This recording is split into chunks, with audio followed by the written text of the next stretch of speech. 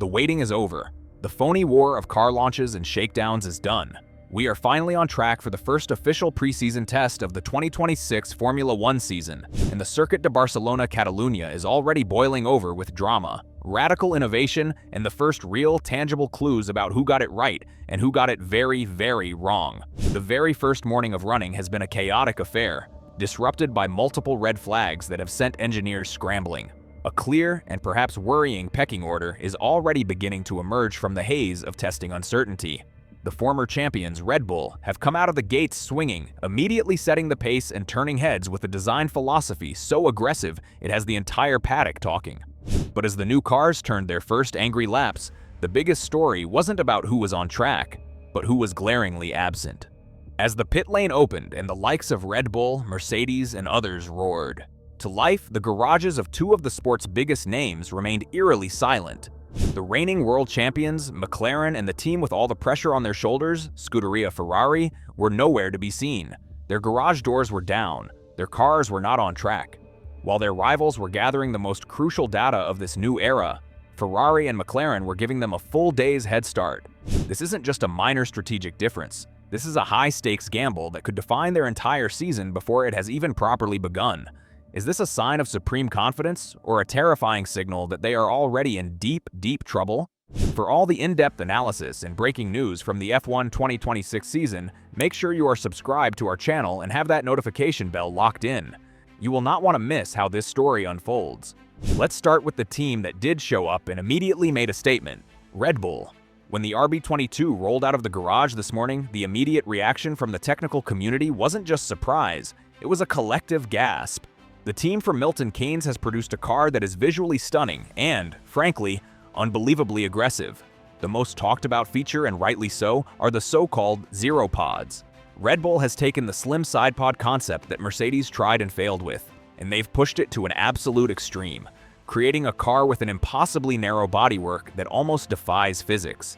But here's where the genius lies. This isn't just a repeat of a failed experiment. They've compensated for the tiny letterbox-style side pod inlets by introducing a groundbreaking new cooling solution that could redefine F1 car design. Based on analysis from our sources in the paddock, Red Bull has placed a significant portion of their cooling system, radiators and heat exchangers, high up on top of the power unit. This creates a distinctive blown diffuser-style exit at the very rear of the engine cover. This is a truly radical interpretation of the new regulations.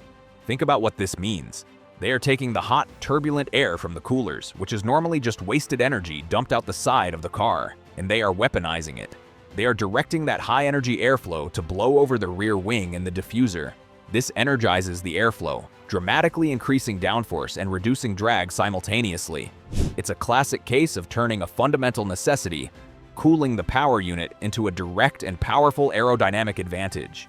This could be the single design masterstroke of the entire 2026 grid. And the early signs on the timing sheets are that it works. Max Verstappen, looking immediately comfortable, went to the top of the timesheets this morning. His lap wasn't just fast, it was a statement, significantly quicker than anyone else had managed.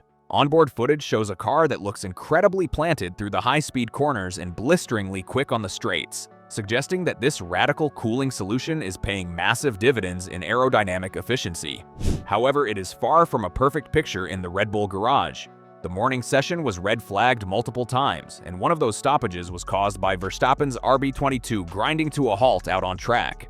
While the team was quick to issue a statement downplaying the issue as a minor electrical gremlin, any on-track stoppage with a brand new, unproven power unit is a major cause for concern.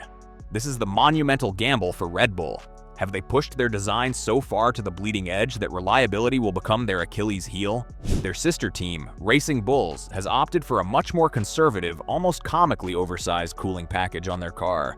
It's a fascinating contrast in philosophies between the two teams running the same Red Bull Ford power unit. This test will be the first true indicator of which approach is the right one. Has the main Red Bull team been too clever for their own good in their quest to get back to the top? While Red Bull gambled on track, Mercedes chose a different path. The Brackley team was the very first to hit the circuit, with their young prodigy Kimi Antonelli putting the W17 through its paces. In stark contrast to Red Bull, Mercedes has taken a noticeably more conservative and cautious approach. Their car features much larger, more traditional cooling inlets, suggesting they are prioritizing reliability and understanding the fundamentals in this first year of the new regulations. And, to their credit, it seems to be working. They have completed more laps than anyone else by a significant margin, racking up invaluable mileage and data while others were stuck in the garage with teething issues. It's a safe, logical strategy, but the big question is, have they sacrificed too much aerodynamic potential in the name of reliability? By running a full day while Ferrari and McLaren sat on the sidelines, Mercedes has banked a massive amount of data, giving them a crucial head start in the development race. Which brings us back to the empty garages. Let's analyze this decision, because it is one of the biggest talking points of the season so far. According to team principal Andrea Stella, McLaren's absence was a deliberate choice. He stated that the team wanted to give themselves as much time as possible for development, essentially trading track time today for more design and manufacturing time back at the factory in Woking. This is a strategy of supreme confidence. It implies that McLaren believes their simulation tools are so accurate and their design philosophy so sound that they can afford to miss a full day of real-world running. They believe the final few hours of development on a new front wing or floor detail are more valuable than 8 hours of track time. For the reigning champions, this is an incredibly bold statement. It says they believe they are already ahead of the curve. However, it is a strategy fraught with peril. The 2026 cars are a complete unknown. No simulator can perfectly replicate the complexities of a real-world track, the behavior of the new Pirelli tires, or the subtle vibrations and harmonics of a brand new power unit. If McLaren's correlation between the simulator and the track is even slightly off, they have just lost a full day of opportunity to discover and fix it. While their rivals were finding and solving their initial gremlins, McLaren's car was still in pieces. It's a high-risk, high-reward strategy that could either make them look like geniuses or leave them looking incredibly foolish. And now, for Ferrari, their story is similar, with the Scuderia also choosing to delay their track debut until Tuesday. For Lewis Hamilton, this has to be a moment of intense frustration. After a brutal, winless 2025 season, his first with the team, 2026 was meant to be the great reset. It was the chance for the partnership to finally ignite on a level playing field. To arrive at the most important test of the new era and not even be able to get in the car on day one is a significant psychological blow. It sends a message, intended or not, that the team is not quite ready. While Hamilton watched Max Verstappen set blistering laps, his own SF26 remained under wraps. This lost day is more than just lost mileage. It's a lost opportunity for Hamilton to build his relationship with the car and his engineering team under the pressure of a live test. It's a day where he could have been providing his invaluable feedback, guiding the setup direction, and helping the team understand the nuances of their new creation. Instead, he was a spectator. For a team like Ferrari, which has been prone to strategic errors and operational fumbles in the past, this decision to start late will be heavily scrutinized. They, like McLaren, are betting that their factory development is more valuable than on-track learning. But for a team and a driver so desperate to get back to winning ways, voluntarily giving up 8 hours of track time to their biggest rivals is a decision that is both brave and deeply concerning. This test is also our first real look at the new power units in full flight, and the difference is clear. The 2026 engines, running on 100% sustainable fuels and with a much larger 350 kilowatt hybrid component, sound completely different. Harsher, more raw, and with a noticeable change in tone as the drivers manage the electrical deployment. But more importantly, they behave differently.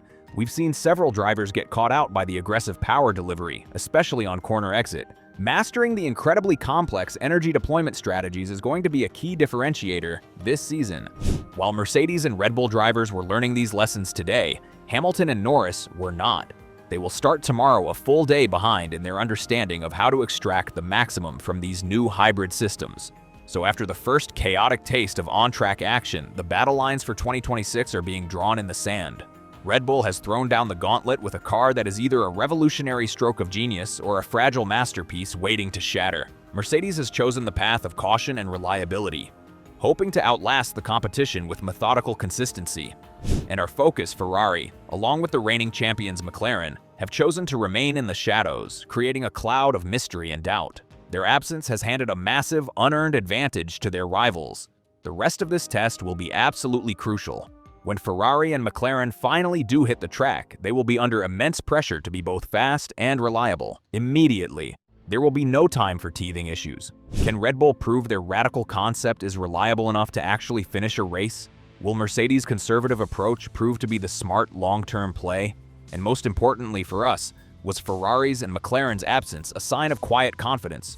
Or has their 2026 campaign been compromised before Lewis Hamilton has even turned a wheel in anger? The answers will begin to unfold tomorrow, but today the silence from the Ferrari and McLaren garages was deafening.